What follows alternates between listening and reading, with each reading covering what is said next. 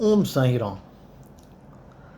अॼु अचो त असां शेयर मार्केट जी ॻाल्हि कयूं। जाम वधी वियो आहे।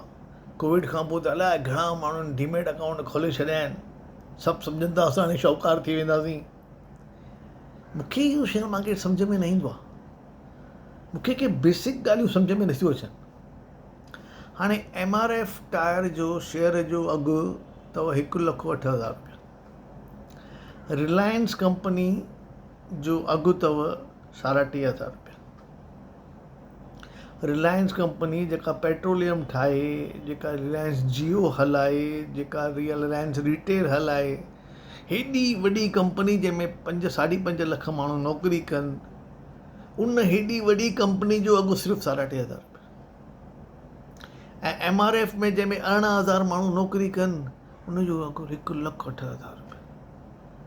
अगरि उहा एॾी सुठी कंपनी आहे, टायरनि में एॾो फ़ाइदो आहे, त पोइ रिलायंस कंपनी वारे खे सभु छॾे करे टायर ठाहिणु खपनि। छो नथो ठाहे?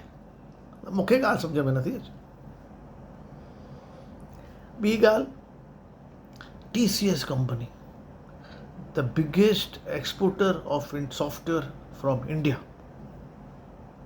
6.5 लख एम्प्लॉइज़, उनजो अघु 3,800 रुपया।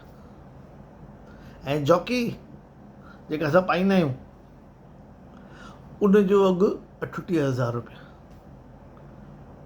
त पोइ TCS वारो छो थो इहे सॉफ्टवेयर एक्सपोर्ट करे?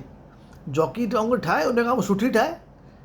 त मूंखे सम्झ में नथो अचे, मुंहिंजी सम्झ खां ॿाहिरि। हेॾो अघु उनजो छो ऐं एॾो घटि अघु इनजो छो? मूंखे सम्झ खां ॿाहिरि। मां शेयर मार्केट में इन्वेस्ट न कंदो आहियां।